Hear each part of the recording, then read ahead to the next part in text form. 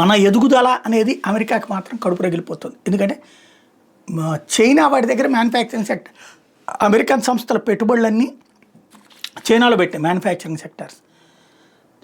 దాంతో ఆదాయం అంతా పెరిగిపోయి చైనా ఇవాళ ప్రపంచంలో నెంబర్ 2 అయింది.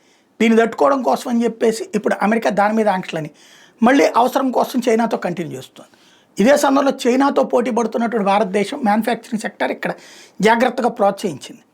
అందులో భాగంగా ఇప్పుడు ఏమైంది, అమెరికాలో తయారయ్యేటటువంటి ఫోన్లలో 36% స్మార్ట్ ఫోన్లు ఇండియా నుంచినే వెళ్తున్నాయి, ఇండియాలోనే తయారవుతున్నాయి.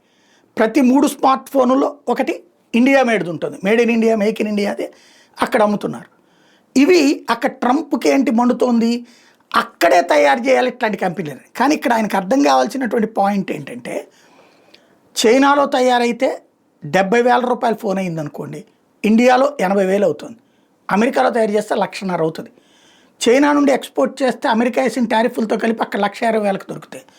ఇండియాలో ఇక్కడ తయారు చేసినటువంటి దానికి ఇక్కడ వెళ్ళేసిన పన్నులతో కూడా కలిపి 1,10,000, 1,15,000 దొరుకుతుంది, లేదా 1,25,000 దొరుకుతుంది. అదే అమెరికాది అయితే 1,60,000 అక్కడ తయారైతే 1,80,000 పెట్టుకోవాలి. ఎట్లా సాధ్యం అవుతుంది?